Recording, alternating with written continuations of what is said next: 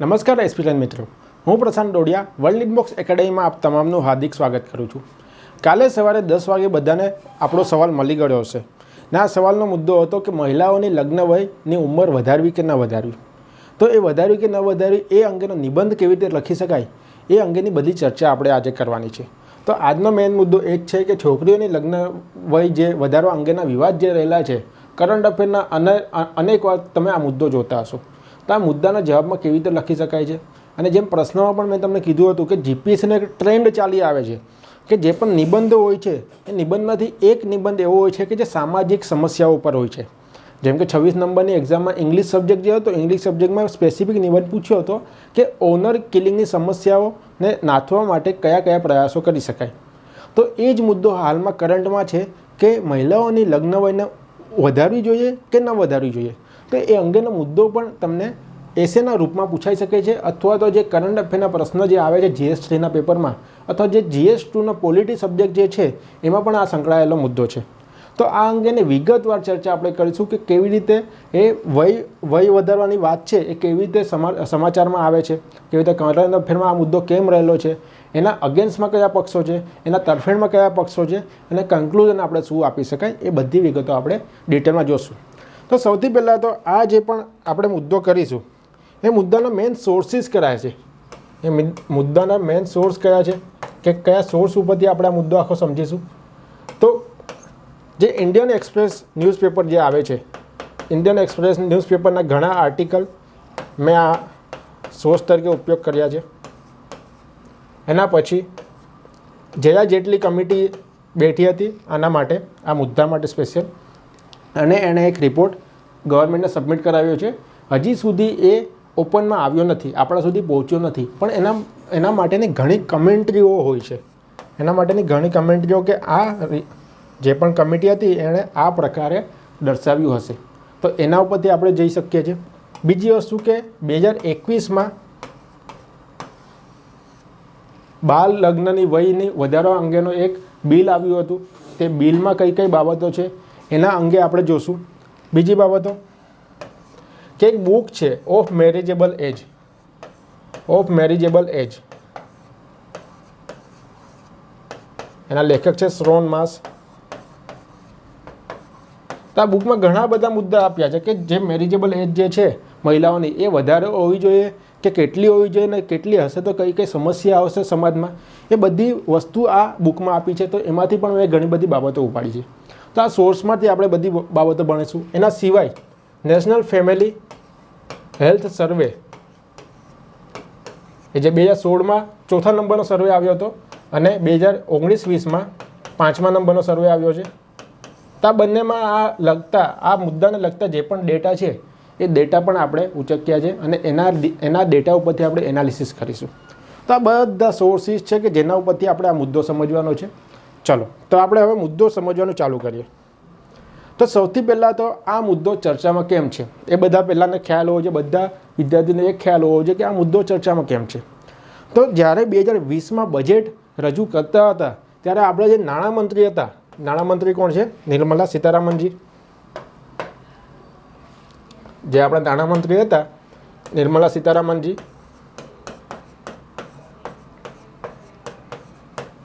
એમણે કહ્યું હતું કે અમે જે એજ જે છે છોકરીઓની એ 18 વર્ષની એજ હમણાં જે લીગલ છે એને વધારીને અમે 21 વર્ષ કરીશું. 2020ના બજેટમાં, 2020નું જે બજેટ હતું એમાં આ રીતેની વાત કરી હતી. હવે બજેટ ગયું એના પછી આના અંતર્ગત એક સમિતિ બેઠી હતી. એ સમિતિનું નામ હતું જયા જેટલી સમિતિ, જયા જેટલી ટાસ્ક ફોર્સ તમે કહી શકો છો. એનું મેઇન કામ એ જ હતું કે આપણે જે છોકરીઓની લગ્ન વય જે છે એને વધારવી જોઈએ કે ના વધારવી જોઈએ. જો આપણે વધારશું તો કયા કયા ક્લોઝ આવશે, એના કયા કયા ખરાબ વર્તનો આવશે, બરાબર. જો આપણે એટલી ને એટલી રાખશું તો સમાજમાં શું થશે. તો એ બધી વસ્તુનું કામ માટે જયા જેટલી ટાસ્ક ફોર્સ સમિતિ બેસાડી. જયા જેટલી એટલે સમતા પાર્ટીના અધ્યક્ષ જે છે એમને આ ટાસ્ક ફોર્સના મેઇન ચેરમેનશીપ આપી, બરાબર. હવે ટાસ્ક ફોર્સ જે બની 2020માં જ બની હતી. એમણે 2021માં રિપોર્ટ સબમિટ કરાવ્યો. 2021માં રિપોર્ટ સબમિટ કરાવ્યો. બે લોકોને પીએમઓને પણ સબમિટ કરાવ્યો as well as woman and child development ministry જે છે એમને પણ સબમિટ કરાવ્યો કે આપણે વય જે લગ્નની વય જે છે છોકરીઓ માટે સ્પેસિફિક એ વધારવી જોઈએ કે ના વધારવી જોઈએ. હજી સુધી આ રિપોર્ટ જે છે આ રિપોર્ટ ઓપનમાં નથી આવ્યો. હજી સુધી આપણી પાસે આ રિપોર્ટ આવ્યો નથી. ત્યારબાદ આ રિપોર્ટ સબમિટ કરાવ્યો પછી 2021માં એપ્રિલ 2021માં એક બિલ રજૂ કરવામાં આવ્યું. બાળ લગ્ન નિવારણ અધિનિયમ 2021 બિલ. તે બિલ જે રજૂ કરવામાં આવ્યું એમાં પણ વસ્તુ એવી જ કહેવામાં કે 18 વર્ષની જે હમણાં એજ છે એની બદલે વધારીને આપણે કેટલી કરીશું 21 વર્ષની એજ. હજી સુધી બિલ જે છે એ સંસદમાં જ છે. એ બિલને હમણાં જે સ્ટેન્ડિંગ કમિટી છે એમની પાસે બિલ રહેલું છે. હજી સુધી એ બિલ પારિત થયું નથી. તો આ બધી વસ્તુને કારણે એ મુદ્દો ચર્ચામાં છે. ઉપરાંત 2022 15 ઓગસ્ટ 2022 જ્યારે આપણા પ્રધાનમંત્રી રેડ ફોર્ટ ઉપરથી પ્રવચન આપતા હતા ત્યારે પણ એમણે આ મુદ્દો કીધો કે અમે નજીકના ભવિષ્યમાં અમે જે લગ્નની વય છે સ્પેસિફિક મહિલાઓ માટે એ અમે 18 વર્ષથી ઇન્ક્રીઝ કરીને 21 વર્ષ કરવા જઈ રહ્યા છે. ને એ જે પણ મુદ્દો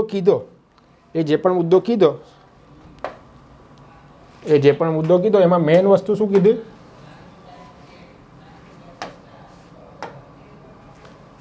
ત્યારે એવું કીધું કે એનો જે મેઇન રીઝન એ છે કે કુપોષણની સમસ્યા ઘણી બધી રહેલી છે. ભારત દેશમાં મહિલાઓના કુપોષણની સમસ્યા ઘણી બધી રહેલી છે. એટલે અમે શું કરશું, અમે મહિલાઓની જે એજ છે લગ્નની વય એને 18 વર્ષને બદલે ઇન્ક્રીઝ કરીને અમે 21 વર્ષ કરીશું. તેનું મેઇન રીઝન પ્રધાનમંત્રીએ શું આપ્યું હતું? કુપોષણ.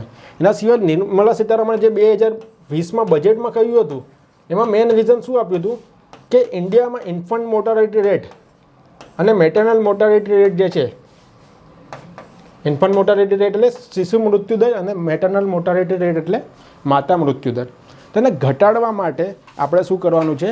આ વયને વધારવાની છે.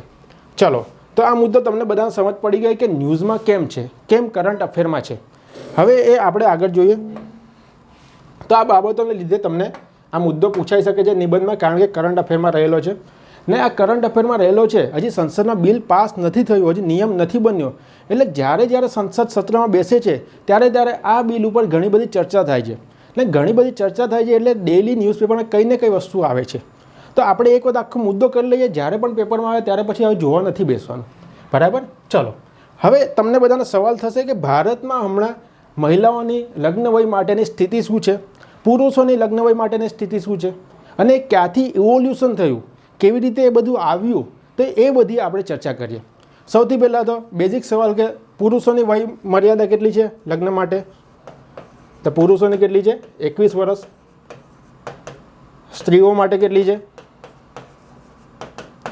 18 વર્ષ. બરાબર? હવે આ જે લગ્નની બાબત છે, તો લગ્નની બાબત કયા મેટર સાથે જોઈન કરી શકાય? આપણે બે મેટર આપણે કહી શકીએ, એક સિવિલ મેટર અને એક ક્રિમિનલ મેટર. એટલે કે તમારું એક ફોજદારી મેટર અને દીવાની મેટર. તો જે આ લગ્નની બાબત છે આપણે દીવાની મેટર સાથે જોઈન કરી શકીએ. દીવાની મેટરમાં શું આવે કે જેમાં એક પાર્ટી સ્ટેટ ના હોય, બંને બે ભાઈના કદાચ ઝઘડા થયા હોય, જમીનના વિવાદ થયા હોય, કદાચ લગ્નની કોઈ બાબત હોય, છૂટાછેડાની કોઈ બાબત હોય, એના પુત્રને જમીન આપવાની કઈ બાબત હોય, તો એ બધી બાબત શેમાં આવશે? તમારી દીવાની બાબતમાં આવશે. હવે દીવાની બાબત છે તો તમને બધાને ખબર હશે આપણે ભારતમાં સમાન નાગરિક સંહિતા નથી. સમાન નાગરિક સંહિતા છે આપણે નથી. સમાન નાગરિક સંહિતા એટલે શું? Uniform civil code. આપણે ભારતમાં યુનિફોર્મ સિવિલ કોડ હજી સુધી નથી. અનુચ્છેદ 44માં દર્શાવ્યું છે કે આપણે યુનિફોર્મ સિવિલ કોડ લાવવા માટે મહત્તમ પ્રયત્ન કરવાના છે, પણ હજી સુધી આવ્યું નથી. ને અનુચ્છેદ 44 જે છે એ ડીપીએસપી છે. ડીપીએસપી એટલે રાજ્ય એના માટે કોઈ પણ જે પણ ન્યાયતંત્ર છે એના માટે કોઈ પણ કાનૂની કાર્યવાહી કરી શકે નહીં. તો દીવાની બાબત છે એ દરેક ધર્મમાં આ જે એજ છે એ એજ માટે અલગ અલગ નિયમ હશે. તો આપણે પહેલાં જોવાનું છે કે કયા ધર્મમાં કઈ એજમાં કયા ધર્મમાં કયા નિયમો છે. તો સૌથી પહેલાં આપણે હિન્દુ લઈએ. તો હિન્દુ માટે શું છે? તો હિન્દુ માટે તમને બધાને ખબર હશે હિન્દુ કોડ બિલ છે. હિન્દુ કોડ બિલ 1955માં આવ્યું હતું. તેમાં સેમ વસ્તુ જ કીધી છે મહિલાઓ માટે 18, પુરુષ માટે 21. બીજી વસ્તુ ખ્રિસ્તી માટે, ખ્રિસ્તી એટલે ક્રિશ્ચન માટે, તો ક્રિશ્ચન માટે પણ મેરેજનું લગ્ન વિષયક અધિનિયમ છે, એ તમારો 1872નો અધિનિયમ છે. એમાં પણ સેમ વસ્તુ જ કહેવામાં આવી, સ્ત્રીઓ માટે 18, પુરુષો માટે 21. નેક્સ્ટ વસ્તુ મુસ્લિમ માટે શું છે? તો મુસ્લિમ માટે શરિયત એપ્લિકેશન લાગુ પડે છે. મુસ્લિમ શરિયત એપ્લિકેશન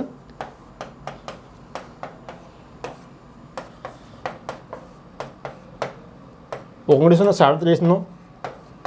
હવે એમાં શું કીધું છે કે જ્યારે પ્યુબર્ટીની એજ પર પહોંચે, પ્યુબર્ટીની એજ પર પહોંચે એટલે કે પુખ્ત વય થાય ત્યારે લગ્ન કરી શકાય છે. હવે પુખ્ત વય કે પ્યુબર્ટી એટલે શું?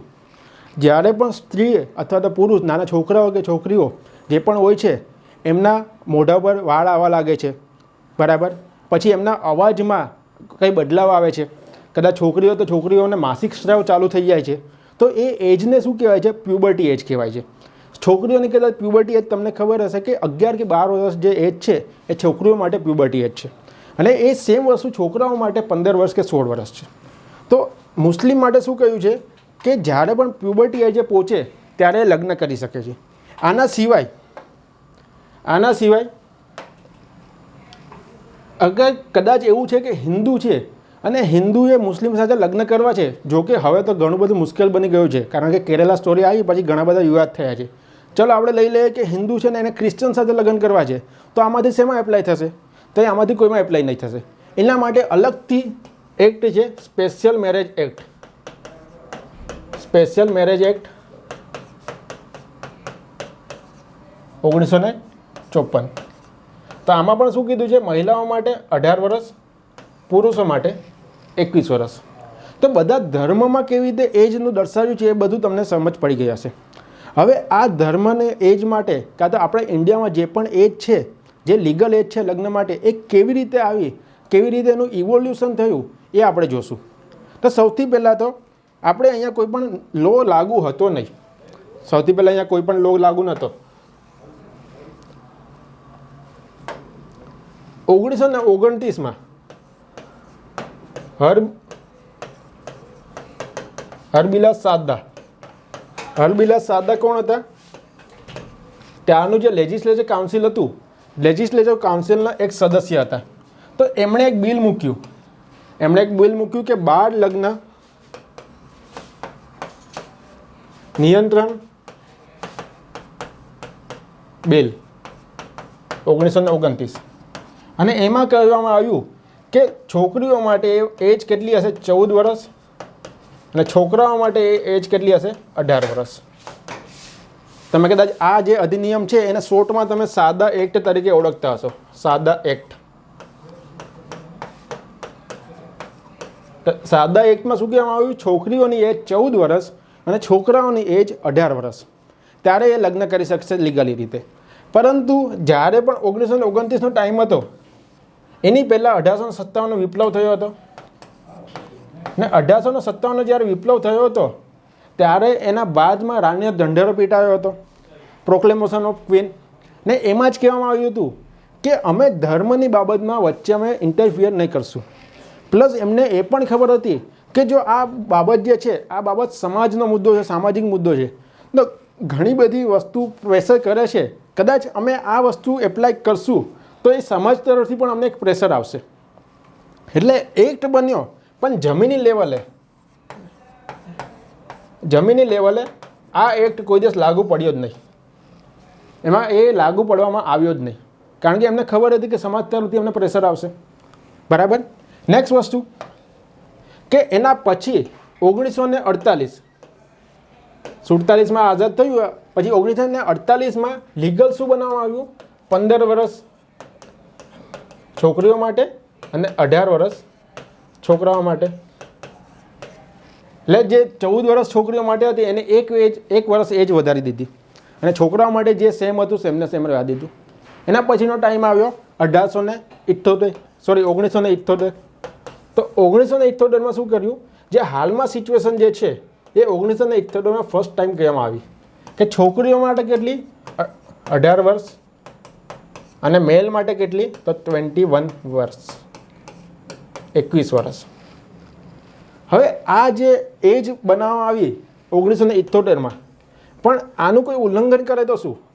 આનું કોઈ ઉલ્લંઘન કરે તો એને કેટલી સજા આપવામાં આવે? તે કશે લખ્યું જ નહોતું કે આનું કોઈ ઉલ્લંઘન કરે તો કેટલી સજા આપશે, એને પૈસામાં સજા આપશે કે એને જેલની સજા આપશે. ને આ મુદ્દો જે છે, આ મુદ્દો સરકાર પાસે આવ્યો જ નહીં, કારણ કે 1878થી 2000 સુધીમાં સરકાર પાસે ઘણી બધી રાજકીય પ્રોબ્લેમ હતા, ઘણા બધા આર્થિક પ્રોબ્લેમ હતા, એટલે સમાજનો આ જે મુદ્દો છે, સમાજનો મુદ્દો આવ્યો જ નહીં.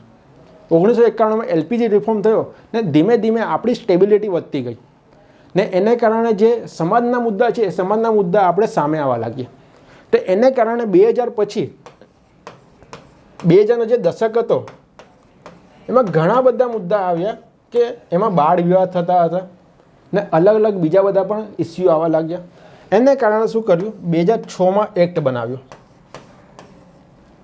2006માં એક્ટ બનાવ્યો. 2006ના એક્ટનું નામ શું છે? બાળ વિવાહ નિવારણ અધિનિયમ. 2006. જોજો, જે 1929માં જે નિયમ બનાવ્યો હતો એમાં શું હતું? નિયંત્રણ શબ્દ વાપર્યો. નિયંત્રણ એટલે આપણે ઓછા કરવાના છે ને આ શબ્દ વાપર્યો છે નિવારણ. નિવારણ એટલે આપણે 100% બંધ કરવાના છે.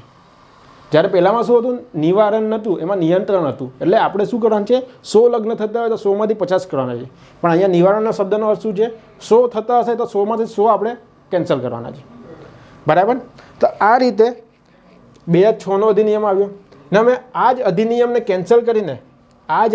કેન્સલ કરીને એમાં સુધારો લાવવાની વાત ચાલે છે. 2021ના બિલમાં સુધારો બિલ જે છે એ 2021નું છે ને, એમાં શું કરવાની વાત ચાલે છે? 21 ફિમેલ અને 21 મેલ. મીન્સ કે મેલની તો સેમ જ રાખશે, પણ ફિમેલની 18 વર્ષથી ઉપર કરીને 21 વર્ષ કરશે. તો આ બાબત તમને સમજાઈ ગઈ હશે કે કેવી રીતે આપણે ઇવોલ્યુશન થયું એજમાં, કેવી રીતે ઇવોલ્યુશન થયું લગ્ન વયમાં, મહિલાઓની લગ્ન વય કેવી રીતે વધતી ગઈ, ઘટતી ગઈ, અને પુરુષોની લગ્ન વયમાં કેવી રીતે ફેરફાર થયો. તો આ બધી બાબતો જે છે એ તમને બધાને સમજ પડી ગઈ હશે. ચલો હવે આગળ જઈએ આપણે. તો ભારતમાં હાલની સ્થિતિ શું છે એ બધાને સમજ પડી ગઈ હશે કે મહિલાઓ માટે 18 વર્ષ, પુરુષો માટે 21 વર્ષ, ને એનું ઇવોલ્યુશન કેવી રીતે થયું, ધર્મમાં કેવી રીતે પરિવર્તન થયું, એ બધી બાબતો પણ દર્શાવવામાં આવી. અને 2006નો અધિનિયમ જે છે, 2006ના અધિનિયમમાં એક બીજો ફ્રેઝ મૂકવામાં આવ્યો કે કોઈ પણ પર્સનલ લો જો હશે, કોઈ પણ પર્સનલ લો જે હશે એને આ જે 2006નો અધિનિયમ જે છે એ ઓવરરાઇડ કરે છે. ઓવરરાઇડ કરે એટલે શું કે મુસ્લિમમાં ભલે લખ્યું હોય પ્યુબર્ટીની એજ, પણ મુસ્લિમ પર પણ આ જ કાયદો લાગશે. બીજા કોઈ ધર્મમાં ભલે ઓછી એજ લખી હશે પણ એના માટે આ જ કાયદો લાગશે, બીજો કોઈ કાયદો લાગુ નહીં પડે. તો એને ઓવરરાઇડ કરે છે. એ વસ્તુ શેમાં લખવામાં આવી? 2006નો જે અધિનિયમ જે છે એમાં લખવામાં આવી. તો હાલની સ્થિતિ બધાને ખબર પડી ગઈ છે કે ભારતમાં હાલની સ્થિતિ શું છે. હવે હાલની સ્થિતિમાં મહિલાઓની 18 વર્ષ, પુરુષોની 21 વર્ષ. તે શા માટે છે કે કેમ આવી રીતે ડિસ્ક્રિમિનેશન કરવામાં આવે છે? મહિલાઓની 18 વર્ષ કેમ, મહિલાઓની ને પુરુષોની બંનેની 18 વર્ષ કેમ નહીં? બીજો સવાલ કે મહિલાઓની અને પુરુષોની બંનેની 21 વર્ષ કેમ નહીં? કેમ આવું ડિસ્ક્રિમિનેશન કરવામાં આવે છે? તો એની પાછળના 2 રીઝન છે. એક નિષ્ણાંતો જે કહે છે, નિષ્ણાંતોમાં કોણ આવી જાય છે? બધા આવી જાય છે તમારે જે મોટા મોટા નેતા છે, જે જ્યુડિશિયલમાં કામ કરે છે, એ બધા જે પણ મત છે, એમનો મત શું છે કે સ્ત્રીઓની પ્યુબર્ટી એજ ક્યારે આવે છે? મેં તમને હાલમાં જ વાત કરી કે જ્યારે અવાજ ચેન્જ થવા લાગે છે, જ્યારે એમને માસિક સ્રાવ ચાલુ થાય છે, તો એ એજ ક્યારે આવે છે ફિમેલ માટે? 11 કે 12 વર્ષે. ને એ જ વસ્તુ મેલ માટે ક્યારે આવે છે? 15 થી 16 વર્ષે. તો જે પણ એક્સપર્ટ છે, એક્સપર્ટ શું માને છે કે બાયોલોજિકલ જે વસ્તુ છે ભગવાને ખુદ જ આપી છે કે 3 વર્ષનો તમે ગેપ આપો. બાયોલોજિકલ થિંગ છે, તમે 3 વર્ષનો ગેપ આપો. ઘણા બધા જ્યુડિશિયલના કેસીસમાં કેમ કીધું છે કે તમે બધી રીતે સમાનતા ના લાવી શકો. ભલે તમે કહો છો કે આ સમાનતા પણ બધી રીતે સમાનતા ના લાવી શકો. તમે બાયોલોજિકલ થિંગ જે ઉપરથી પ્રિપેર થઈને આવી છે એમાં તમે સમાનતા લાવવાની કોશિશ ના કરો, કારણ કે બાયોલોજિકલ થિંગ જ છે ઉપરથી. તો નિષ્ણાંતો એક્સપર્ટ એવું માને છે કે આ બાયોલોજિકલ થિંગ છે, આ બાયોલોજિકલ જે છે એને આપણે ચેન્જ ન કરવું જોઈએ. અને જે 3 વર્ષનો જે ગેપ છે એ બરાબર જ છે, એમાં કંઈ પણ આપણે ચેન્જ ના કરવો જોઈએ. બીજું રીઝન શું છે 18 વર્ષને 21 વર્ષ રાખવાનું? જે એકચ્યુઅલમાં રીઝન છે, આપણી જે સોસાયટી જે છે, આપણી સોસાયટી કેવી છે? પેટ્રિયાર્કલ સોસાયટી છે, પિતૃસત્તાત્મક સોસાયટી છે. હવે પિતૃસત્તાત્મક સોસાયટી જે છે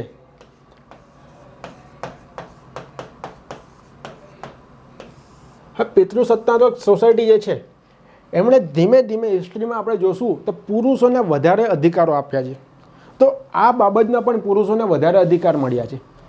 પિતૃસત્તાત્મક સોસાયટી શું વિચારે છે કે જે પુરુષ જે છે, પુરુષને સ્ટેબિલિટી જોઈએ, ફાઇનાન્શિયલી સ્ટેબિલિટી. બીજી વસ્તુ, સ્ટેબિલિટી માટે એણે શું કરવું પડશે? એજ્યુકેશન લેવું પડશે. સ્ટેબિલિટી માટે એજ્યુકેશન લેવું પડશે તો જ ફાઇનાન્સમાં કમાઈ શકશે. કદાચ પુરુષની એજ 18 વર્ષ અમે કરીશું ને કાલે ઉઠીને 18 વર્ષે પુરુષે લગ્ન કર્યા તો એમને ફાઇનાન્શિયલ સ્ટેબિલિટી નહીં મળશે, એમને એજ્યુકેશન નહીં મળશે. તો આ જે 3 વર્ષનો જે ગેપ છે, 3 વર્ષનો જે ગેપ છે એ શેના માટે છે? એજ્યુકેશન માટે, ફાઇનાન્શિયલ સ્ટેબિલિટી માટે. પણ સેમ વસ્તુ પિતૃસત્તાત્મક સોસાયટી છે એ શું વિચાર છે? જે વુમન જે છે, વુમન તો કોના પર ડિપેન્ડન્ટ છે? મેન ઉપર ડિપેન્ડન્ટ છે. મેન ઉપર ડિપેન્ડન્ટ છે એટલે એને કઈ બધી વસ્તુની જરૂર નથી. ફાઇનાન્શિયલ ઇન્ડિપેન્ડન્સ એને જરૂર નથી. બીજી વસ્તુ, એને એજ્યુકેશનની જરૂર નથી. એટલે એને વહેલા પરણાવી દો એટલે વાત પતે, એને વહેલા લગ્ન કરાવી દો એટલે વાત પતે. એટલે સોસાયટીનું માનવું આ રીતે છે. હિસ્ટોરિકલ આ રીતે એજ જે ડિફરન્સ આવ્યો છે આ રીતે આવ્યો છે. હવે એને સાબિત કરવા માટે કંઈ તો કહેવું પડે. એટલે જે એક્સપર્ટ છે એ શું કહે છે કે 3 વર્ષનો ગેપ જે છે એ બાયોલોજિકલ ગેપ છે. સમજ પડે છે વસ્તુ? તો આ બધી વસ્તુ કેમ છે, કેમ એ જે ગેપ છે એને જસ્ટિફિકેશન આપણે કેવી રીતે કરી શકીએ તો એ બધી બાબતો આ છે. તો તમને કદાચ નિબંધમાં પૂછાય તો તમે એ પણ લખી શકો કે આ ગેપ કેમ છે. તો પહેલી વસ્તુ કે બાયોલોજિકલ ક્લોકના હિસાબે. બીજી વસ્તુ કે પેટ્રિયાર્કલ સમજને લીધે, પિતૃસત્તાત્મક સોસાયટીને લીધે. બરાબર? તો આ બધી વસ્તુ તમને સમજ પડી ગઈ હશે. 2 રીતે એમાં ગેપ પડે છે. જમીની લેવલ ઉપર અલગ છે અને જે લોકો એક્સપર્ટ લોકો કહે છે એ વસ્તુ અલગ છે. ચલો હવે આપણે જોવાની શરૂઆત કરીએ કે એના તરફેણમાં કઈ કઈ બાબતો છે. આપણે એમ કહીએ કે 18 વર્ષ છોકરીઓની એજ હમણાં છે, લગ્ન વય હમણાં છે, તો એને 21 વર્ષ કરવી જોઈએ. તો એની તરફેણમાં કયા કયા બાબતો છે એ સૌથી પહેલાં જોઈએ. તો સૌથી પહેલો મુદ્દો છે કે આપણા બંધારણમાં અનુચ્છેદ 14થી આર્ટિકલ 14થી 18 જે છે એ શેના માટેના છે? સમાનતાનો અધિકાર આપ્યો છે. અને સમાનતાના અધિકારમાં અનુચ્છેદ 14 અને અનુચ્છેદ 15 આ બંનેમાં વસ્તુમાં કહેવામાં આવ્યું છે કે તમે આ 5 આધારોને લીધે તમે ડિસ્ક્રિમિનેશન ના કરી શકો. કયા 5 આધારોને લીધે? આ પહેલો આધાર કીધો છે રિલિજન. રિલિજન એટલે ધર્મ. બીજું કીધું છે કાસ્ટ, જ્ઞાતિ. રેસ, રેસ એટલે નોર્મલી નસ્લ થાય પણ અહીંયા જાતિ લખ્યું છે. નસ્લ એટલે જેમ કે ઇન્ડો દ્રવિડિયન રેસ આવે છે, દ્રવિડિયન રેસ આવે છે. બરાબર?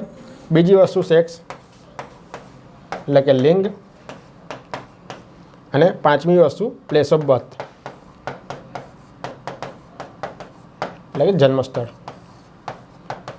તો 5 આધારોને લીધે કાં તો આનો સમૂહ બનાવીને તમે શું કરી શકો? ડિસ્ક્રિમિનેશન ના કરી શકો. તો આમાં એક વસ્તુ આ પણ આવી ગઈ, લિંગ પણ આવી ગયું. તો હમણાં શું છે? લિંગના હિસાબે 18-21 છે કે પુરુષ અને સ્ત્રીના હિસાબે 18-21 છે. તો આપણા બંધારણમાં જ કીધું છે કે તમે ડિસ્ક્રિમિનેશન ના કરી શકો. તો આપણે કેવી રીતે કરી શકીએ? બરાબર? તો એ બંધારણનો આધાર લઈને આપણે શું કરવું જોઈએ? એ જે ડિસ્ક્રિમિનેશન છે એને મિટાવવું જોઈએ, બંનેની એજ સરખી કરવી જોઈએ. ચલો નેક્સ્ટ મુદ્દો કે જ્યારે પણ મહિલાઓની એજની જે પણ મહિલાઓની લગ્ન વય છે એ 18 વર્ષ રાખવામાં આવે છે, એનો મિનિંગ શું છે? એનો મિનિંગ એ છે કે એમની પ્રેગ્નન્સી જે છે એ પ્રેગ્નન્સી પણ ઓછા વયે થઈ જશે. ધારો કે તમે કોઈ દાદી, તમારા દાદી કે નાની હશે, એમને તમે કહેતા સાંભળ્યા હશે કે મારા લગ્ન તો 15-16 વર્ષ થઈ ગયા હતા, ને તમારા એજમાં જ્યારે હતો, અમારા 18 વર્ષ કે 20 વર્ષ હતા, ત્યારે તમારા 2 છોકરા હતા, 3 છોકરા હતા. એ બધી બાબતો તમે સાંભળી હશે. તો જ્યારે પણ લગ્ન તમારા ઓછી વયે થશે ત્યારે તમારે પ્રેગ્નન્સી જે છે એ પણ તમારે શું થઈ જશે? ઓછી વયે થઈ જશે. ને જ્યારે પણ પ્રેગ્નન્સી ઓછી વયે થશે એનો મિનિંગ શું છે કે જે ગર્લની બોડી જે છે એ ચાઇલ્ડ બેર કરવા માટે રેડી નથી, એ પ્રેગ્નન્ટ થવા માટે હજી રેડી નથી, એની બોડી રેડી નથી, છતાં પણ એ પ્રેગ્નન્ટ થાય છે. એને હિસાબે શું થશે? એની રેડી નથી એને હિસાબે શું થશે કે જે પણ ચાઇલ્ડ આવશે કાં તો ચાઇલ્ડનું મૃત્યુ થશે, કાં તો જે પણ માતા જે છે એ માતાનું મૃત્યુ થશે. ને ચાઇલ્ડનું મૃત્યુ થશે મીન્સ કે શું? ઇન્ફન્ટ મોર્ટાલિટી રેટ, શિશુનો મૃત્યુ દર એ વધશે. માતાનું મૃત્યુ થશે એટલે મેટર્નલ મોર્ટાલિટી રેટ, માતા મૃત્યુ દર એ વધશે. તો આ બાબતોને ઘટાડવા માટે આપણે શું કરવું જોઈએ? બંનેની એજને સેમ કરવા જોઈએ, 18 વર્ષથી 21 વર્ષ કરવી જોઈએ. બરાબર? આપણે હમણાં ઇન્ફન્ટ મોર્ટાલિટી રેટ કેટલો છે ઇન્ડિયામાં? 34 છે. ને આપણો ટાર્ગેટ કેટલો છે? તમને કદાચ ખબર હશે, SDG 2. SDG 2 શેનો છે? Health and wellness. તો ઇન્ફન્ટ મોર્ટાલિટીનો ટાર્ગેટ શું છે? 11. સેમ વસ્તુ મેટર્નલ મોર્ટાલિટી રેટ કેટલો છે આપણે ઇન્ડિયામાં? 130 જેટલો છે. અને ટાર્ગેટ શું છે? ટાર્ગેટ છે 70. મેટર્નલ મોર્ટાલિટી રેટ 1 લાખે ગણાય છે, જ્યારે ઇન્ફન્ટ મોર્ટાલિટી રેટ 1000 ગણાય છે. આ ટાર્ગેટ કેટલા સુધીમાં અચીવ કરવાનું છે? 2030 સુધીમાં. તો આ ટાર્ગેટને અચીવ કરવા માટે આપણે શું કરવું જોઈએ? એજ જે છે એજને આપણે 18 વર્ષથી 21 વર્ષ કરવી જોઈએ. આ બાબત સમજ પડી ગઈ કે બાળ મૃત્યુદર અને માતા મૃત્યુદરમાં અંકુશ રાખવા માટે આપણે કરવી જોઈએ. નેક્સ્ટ વસ્તુ જોઈએ આપણે કેમ આપણે એ એજને વધારવી જોઈએ. આ તરફેણમાં દલીલમાં આપણે નેક્સ્ટ વસ્તુ જોશું કે જ્યારે પણ ઓછી વયે એમના લગ્ન થઈ જાય છે, જ્યારે પણ સ્ત્રી છે, સ્ત્રીના લગ્ન કદાચ 18 વર્ષની ઉંમરે થઈ જશે, તો શું થશે કે એમની જવાબદારી જે છે, જવાબદારીને એને સમજ જ નહીં પડે. એમના જે ડિસિઝન જે છે, ડિસિઝન પોતે લઈ જ નહીં શકે. એ કોઈ ઉપર ડિપેન્ડન્ટ રહીને ડિસિઝન લેશે. ધારો કે 18 વર્ષે એમનું, માની લે કે 18 વર્ષે એમની લગ્ન થઈ ગઈ. હવે 18 વર્ષે લગ્ન થઈ ગયા અને એ પ્રેગ્નન્ટ પણ થઈ ગયા. ને આગળ જઈને એમને ખબર પડી કે છોકરી જે છે, છોકરીનો જન્મ થયો, ને છોકરીનો જન્મ થયો તો એમનો સમાજ કાં તો એમનું ફેમિલી કહેશે કે આ છોકરીનો જન્મ થયો છે, આપણા પરિવાર માટે સારું નથી, તો એ છોકરીને મારી નાખો, એમની ભ્રૂણ હત્યા કરી નાખો, કાં તો પછી એમને જ્યારે પણ બહાર આવે છે એના બાદમાં એને મારી નાખો. ત્યારે જે છોકરી જે છે, છોકરી એનો વિરોધ કરશે જ નહીં, કારણ કે એ વસ્તુ વિચારવાના લાયક છે જ નહીં. હજી 18 વર્ષના જ છે. એ જ વસ્તુ કદાચ 21 વર્ષની છોકરી હશે, એને એજ્યુકેશન મળ્યું હશે 3 વર્ષ સુધી, એ સમાજ સરખી રીતે ઓળખી હશે, તો એને શું મળશે કે ભાઈ આ બધી વસ્તુ વિચારવા લાયક એને બધી ઇન્ફોર્મેશન મળશે. ને ત્યારે સમાજ સામે, ફેમિલી સામે કહેશે કે ના, આ જે મારી છોકરી છે મને જોઈએ છે, તમને ભલે ના જોતી હોય, તમે ભ્રૂણ હત્યા ના કરો, તમે આ બધી વસ્તુ ના કરો. બરાબર? તો એને લીધે શું થાય છે કે જે સેક્સ રેશિયો જે છે એમાં પણ ઇમ્પ્રુવમેન્ટ જોવા મળશે. જેમ કે ભારતમાં સેક્સ રેશિયો કેટલો છે? 9:43 છે. ભારતમાં સેક્સ રેશિયો કેટલો છે? 9:43 સેક્સ રેશિયો છે. તો એમાં પણ ઇમ્પ્રુવમેન્ટ જોવા મળશે આપણને. જો આપણે લગ્નની વય જે છે છોકરીઓની એ વધારશું તો એ કેપેબલ થશે સમાજ સામે બોલવામાં, કેપેબલ થશે પોતાના પરિવાર સામે બોલવામાં કે મારે આ વસ્તુ જોઈએ છે, આ વસ્તુ નથી જોતી. જ્યારે 18 વર્ષની છોકરી હોય છે તો એને ભાન જ નથી હોતી કે કઈ વસ્તુ મારે જોઈએ, કઈ વસ્તુ નથી જોતી. ને ભવિષ્યમાં જ્યારે 21 વર્ષની, 25 વર્ષની થાય છે પછી એને રિગ્રેટ થાય છે કે મેં પેલી વસ્તુ જે કરી હતી એ ખોટી કરી હતી, કોઈના દબાણમાં કરી હતી. તો જ્યારે પણ સેમ વસ્તુ થશે, જ્યારે 21 વર્ષની એજ થશે તો એને થોડી સભાનતા આવશે કે મારે શું કરવું જોઈએ, શું ના કરવું જોઈએ. સમાજ સામે બોલતી થશે, પરિવાર સામે બોલતી થશે. બરાબર? ચલો, તો આ જવાબદારવાળી પણ આવે. નેક્સ્ટ વસ્તુ કે કેમ આપણે કરવી જોઈએ, તો વસ્તી વધારાની સમસ્યા જે છે એને ટેકલ કરવા માટે એમ તો નોર્મલી જે જયા જેટલી ટાસ્કફોર્સ બેઠી હતી, જયા જેટલી ટાસ્કફોર્સ જે બેઠી હતી, એમણે ચોખ્ખું જ્યારે પોતાનો રિપોર્ટ સબમિટ કરાયો ત્યારે એમણે કીધું કે અમારે વસ્તી વધારાની સમસ્યા રોકવા માટે આ બાબત કરવાની છે જ નહીં. પણ એક રીતે આપણે જોઈએ તો આમાં વસ્તી વધારાની જે સમસ્યા છે, તમને કદાચ હમણાં ખબર હશે યુએનનો રિપોર્ટ આવ્યો કે જે ચાઇનાની વસ્તી જે હતી એને પણ આપણે સરપાસ કરી ગયા, એના કરતાં પણ આપણે આગળ નીકળી ગયા, ટોપમાં આવી ગયા ઇન્ડિયા. તો વસ્તી વધારાની સમસ્યા છે. સામે આપણી પાસે રિસોર્સિસ જે છે, રિસોર્સિસ લિમિટેડ છે. એક સિંગલ રિસોર્સિસને પામવા માટે લાખો લોકો છે. કદાચ ગવર્મેન્ટ જોબ છે તો એક સીટ માટે લાખો લોકો આવે છે. તો રિસોર્સિસ આપણી માટે લિમિટેડ છે. જે પણ કુદરતી રિસોર્સિસ છે એ પણ લિમિટેડ છે. તો વસ્તી વધારાની સમસ્યાને કારણે એ સમસ્યા ધીમે ધીમે વધતી જાય છે. તો એને કંટ્રોલ કરવા માટે આપણે શું કરી શકીએ કે એમની એજ છે, એમની એજને વધારી શકીએ. જેમ કે પ્રજનનની એજ કેટલી હોય છે મહિલાઓની? 15 વર્ષથી 49 વર્ષ સુધી, કે જ્યાં સુધી એ બાળક આપી શકે છે. હવે જ્યારે પણ તમે એજ જે છે એ 18 વર્ષથી લઈને 21 વર્ષ કરશો, એનો મિનિંગ શું છે કે એમની એકચ્યુઅલ પ્રજનન શક્તિ જે છે એમાં તમે 3 વર્ષ ઘટાડી દીધા. એમની જે એકચ્યુઅલ જે પ્રજનનની શક્તિ જે હતી એમાં તમે 3 વર્ષ ઘટાડી દીધા. તમે 18 વર્ષને બદલે હવે 21 વર્ષ કર્યા, મીન્સ કે આ 3 વર્ષનો જે સમયગાળો છે એ પ્રજનન દરમાં તમે ઘટાડી દીધો. ને પ્રજનન શક્તિના દરમાં તમે ઘટાડો કર્યો, મિનિંગ કે જે પણ ફેમિલી પ્લાનિંગ થશે, ફેમિલી પ્લાનિંગ સરખી રીતે થશે, એઝ વેલ એઝ ઓછા છોકરાઓને એ જન્મ આપશે. ને એને કારણે શું થશે? વસ્તી વધારાની જે સમસ્યા જે છે એ કંટ્રોલમાં આવશે. બરાબર? જેમ કે જયા જેટલી ટાસ્ક ફોર્સે તો ચોખ્ખું કીધું છે કે અમારી આ સમસ્યાને નાથવા માટે અમે આ વસ્તુ કરતા જ નથી, અમારી બીજી બધી સમસ્યા છે એને નાથવા માટે કરીએ છીએ. પણ આ સમસ્યાને નાથવા માટે પણ આપણે આ વસ્તુ જોઈ શકીએ છીએ, આ વસ્તુ પેપરમાં લખી શકીએ છીએ. ચલો નેક્સ્ટ વસ્તુ, કે જ્યારે પણ 18 વર્ષની છોકરીઓ લગ્ન કરે છે, 18 વર્ષની છોકરીએ કોઈ લગ્ન કર્યા, હવે એમની પોતાની એજ એ પ્રમાણે હોય છે કે જેમ આપણે આગળ જોયું કે પોતે પ્રેગ્નન્સી બેર નથી કરી શકતા, પોતે બાળકને નથી રાખી શકતા, એમની બોડી એ પ્રમાણેની સ્ટ્રક્ચર નથી હોતી કે 18 વર્ષની એજે પ્રેગ્નન્ટ થઈ જાય. તો એને કારણે શું થાય છે? એમને હેલ્થના ઇસ્યુ ઘણા બધા આવે છે. ને બીજી તરફ જ્યારે પણ એ બાળકને જન્મ આપે છે, બાળકને કારણ કે પોતાને હેલ્થના ઇસ્યુ છે, 9 માસનો જે પ્રેગ્નન્સી સમય છે એમાં પોતાને હેલ્થના ઇસ્યુ છે. મિનિંગ શું કે બાળકને પણ સરખું ખાવાનું કે સરખું પીવાનું નહીં આપી શકે છે. એનો મિનિંગ શું થયો કે જે પણ બાળક આવશે, આ વર્લ્ડમાં જે પણ બાળક આવશે એની શક્તિઓ પણ ઓછી હશે. બધી રીતે વિચારવાની શક્તિ ઓછી હોઈ શકે છે. ધારો કે આપણે કહીએ કે ભારત જે છે એ આખા વર્લ્ડમાં સ્ટન્ટિંગ વેસ્ટિંગમાં ઘણો મોટો નંબર ધરાવે છે. સ્ટન્ટિંગ વેસ્ટિંગ એટલે એજ પ્રમાણેની એની એજ પ્રમાણેની એની ઉંમર ના હોય, સોરી એજ પ્રમાણે એની હાઇટ ના હોય, એજ પ્રમાણેનો વેઇટ ના હોય. તો સ્ટન્ટિંગ અને વેસ્ટિંગના ઘણા બધા કિસ્સાઓ હોય છે. તો એનો પણ મેઇન રીઝન આ હોય છે કે ઓછી વયે લગ્ન કરી લે છે. જે મહિલાઓમાં એનેમિયાની સમસ્યા છે એમાં પણ આ સમસ્યા રહેલી છે.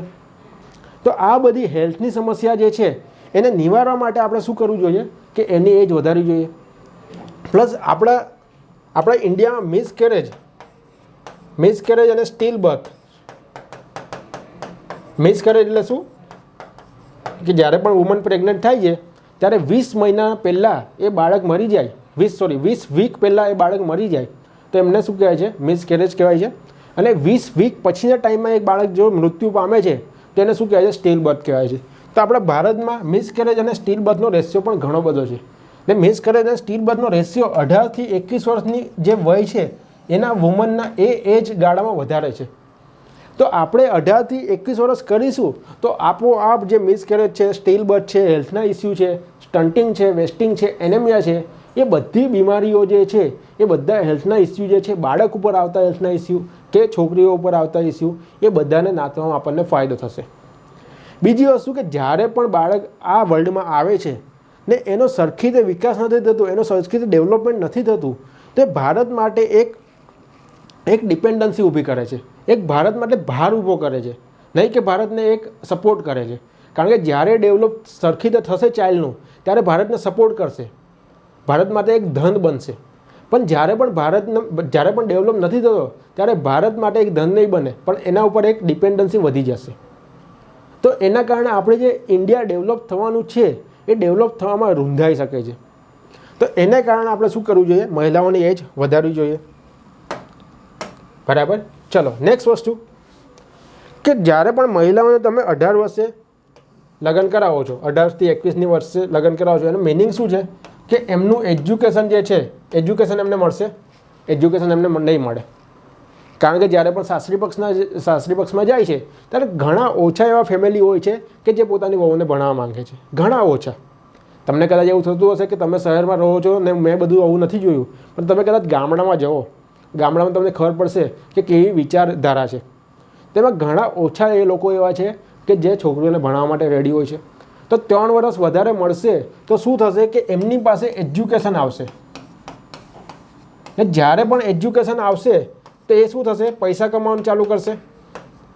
ને જ્યારે પણ પૈસા કમાવાનું ચાલુ કરશે મિનિંગ શું કે નાણાકીય સ્વતંત્રતા આવી. નાણાકીય સ્વતંત્રતા આવી એટલે શું કે પતિ સામે બોલી શકશે,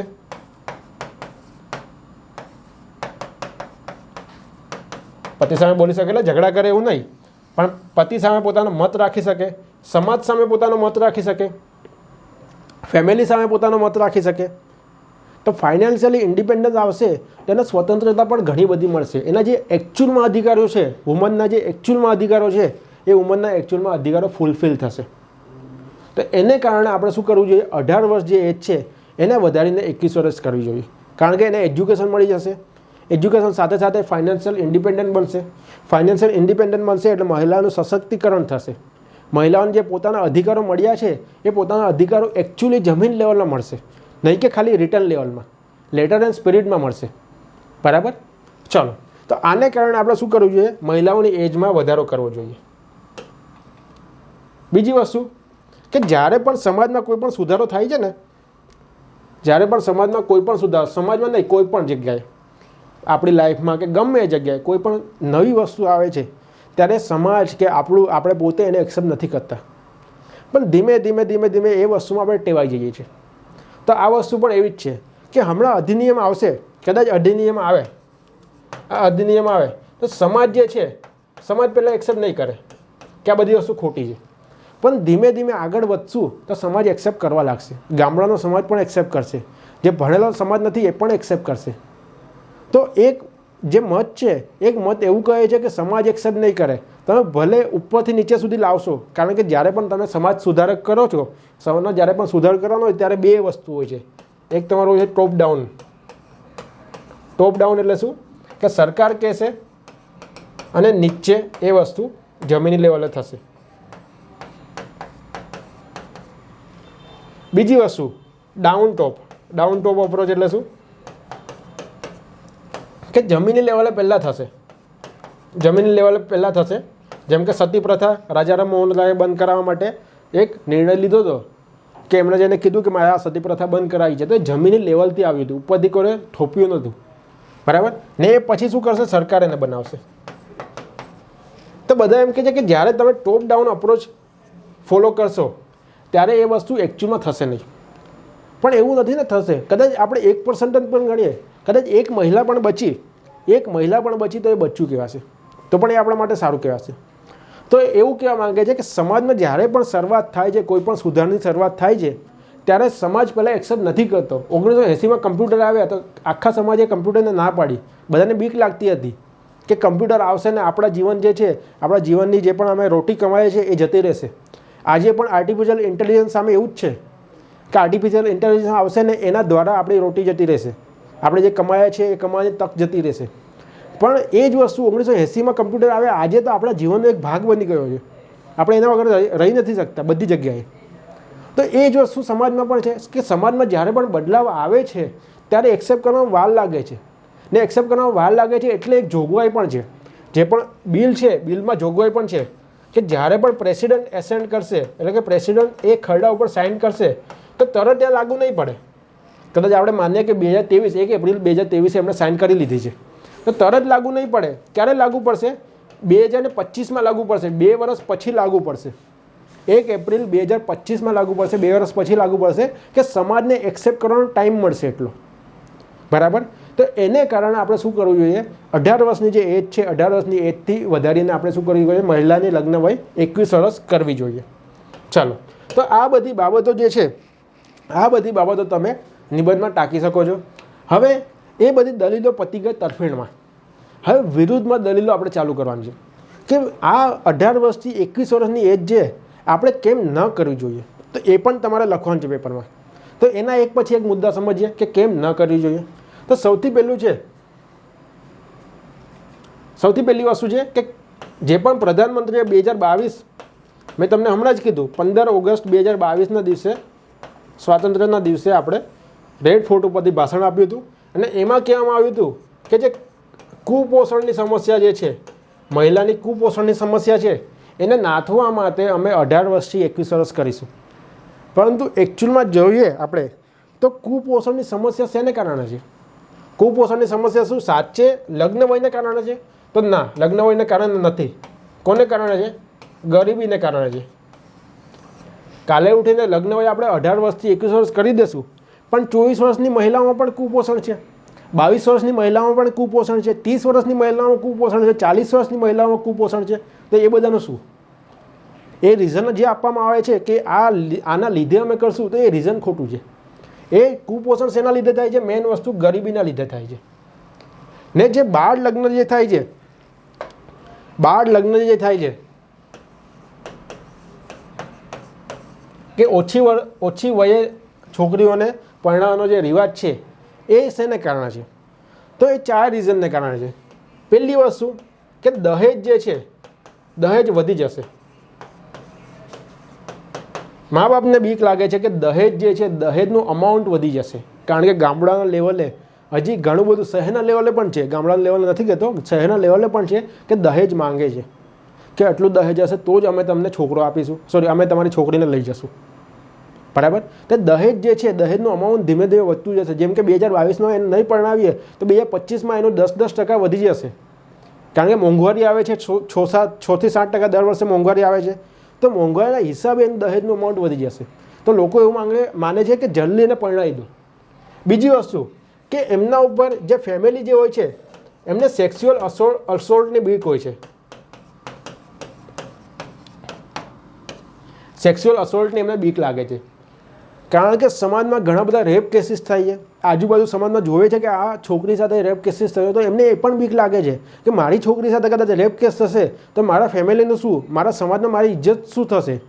ને એને કારણે શું કરે છે? જલ્દી પરણાવી દે છે, જલ્દી એના મેરેજ કરી દે છે. બીજી વસ્તુ કે એમને ફ્રીડમ આપવા નથી માંગતા.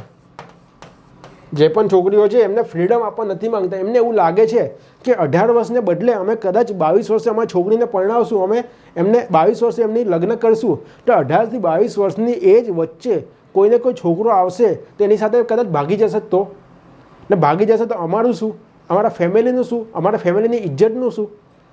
એને કારણે શું કરે છે? 18 વર્ષથી 20 વર્ષના ગાળામાં એમને પરણાવી દે છે. બીજી વસ્તુ કે આપણા સમાજમાં છોકરીને કયું બિરુદ મળ્યું છે? કદાચ તમે ગીત પણ સાંભળ્યું હશે કે છોકરી તો પારકી ઠાપણ કહેવાય. બરાબર? શું મળ્યું છે? કે પારકી ઠાપણ. એને હિન્દીમાં નોર્મલી રાજસ્થાનને એ બધું શું કહે છે? પરાયા ધન. પરાયા ધન એટલે એ આપણી નથી છોકરી. છોકરી તો બીજા માટે છે. કાલે ઉઠીને જતી રહ્યા છે લગ્ન કરીને બીજાના ઘરમાં, તો આપણને શું આપશે? આપણને કંઈ પણ બેનિફિટ નથી. તો એને કારણે લોકો શું કરે છે? જલ્દી પરણાવી દે છે. ના, વિચારધારા જે છે એ ખાલી ગામડાના લેવલે નથી. ઘણા બધા મોટા મોટા લોકો જે છે, ભણેલા ગણેલા લોકો છે, એમાં પણ આ વિચારધારા છે. જેમ કે હું તમને એક એક્ઝામ્પલ આપું કે મારે એક ફ્રેન્ડ છે, એ પોતે ડૉક્ટર છે ને એ ડૉક્ટર હોવા છતાં, ડૉક્ટરના પણ એક ગાયનેક છે. ગાયનેક એટલે જે ડિલિવરી કરે તે. હવે ગાયનેક હોવા છતાં પણ અમારી જ્યારે પણ વાત થાય છે, જ્યારે પણ ડિબેટ આવી બધી વસ્તુમાં થાય છે, ત્યારે એમનો મત એવો છે કે મને તો એક છોકરો તો જોઈએ જ. ગમે એમ થાય, છોકરી 2 હશે ચાલશે, 1 હશે ચાલશે, પણ મને એક છોકરો જોઈએ. મેં એને પૂછ્યું કે કેમ તને છોકરો જોઈએ? તો એનું માનવું એવું છે કે જ્યારે પણ 50 વર્ષ કે 55 વર્ષ કે 60 વર્ષનો હું થઈશ ત્યારે મને સાચવવાવાળું કોણ હશે? ત્યારે મારી એબિલિટી નહીં હશે કે હું પોતે કમાઈ શકીશ, કામ કરી શકીશ એમ. તો મેં એને કીધું કે એવું નથી, તમને છોકરી બી સાચવી શકે ને. સમાજમાં ઘણા બધા એક્ઝામ્પલ એવા છે કે છોકરીએ મા બાપને સાચવે છે.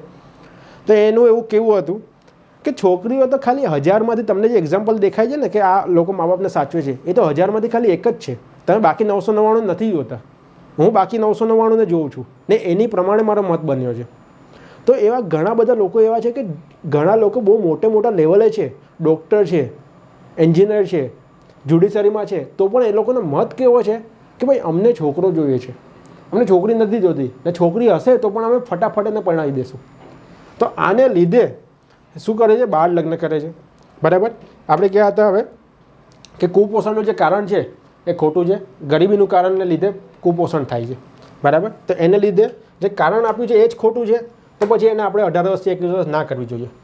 બીજી વસ્તુ, સ્ત્રી શિશુકરણ એટલે ફિમેલ ઇન્ફન્ટિસાઇડ. ફિમેલ ઇન્ફન્ટિસાઇડ એટલે શું કહેવા માંગે છે?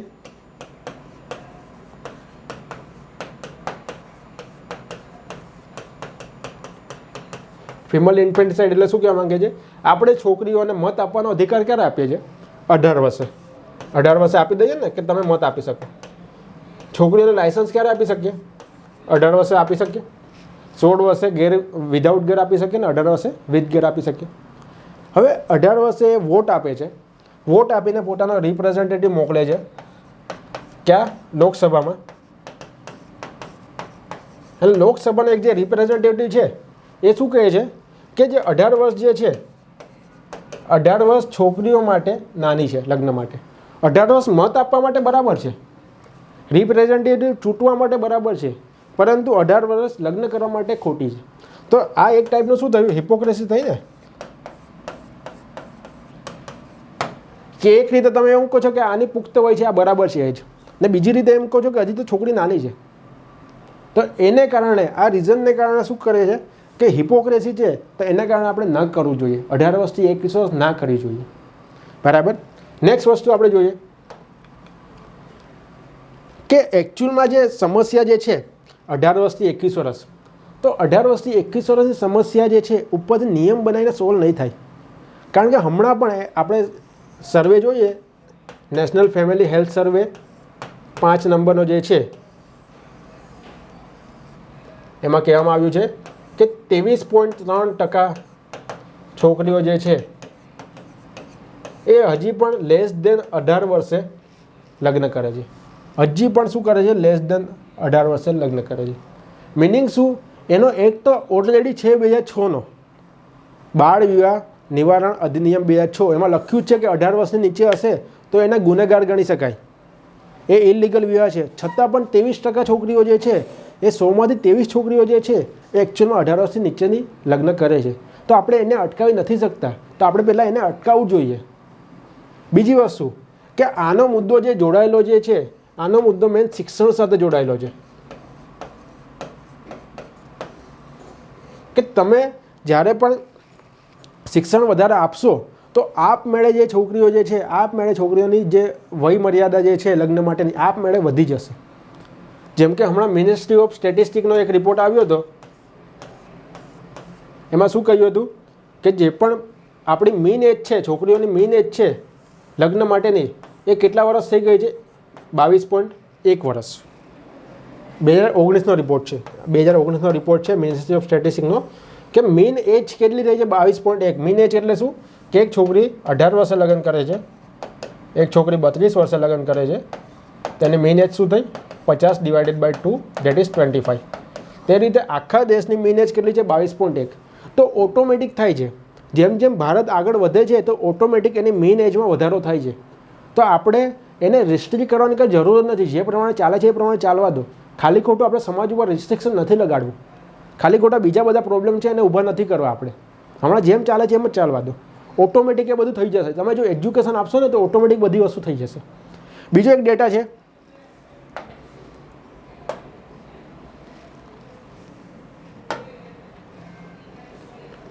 UNFPA નો.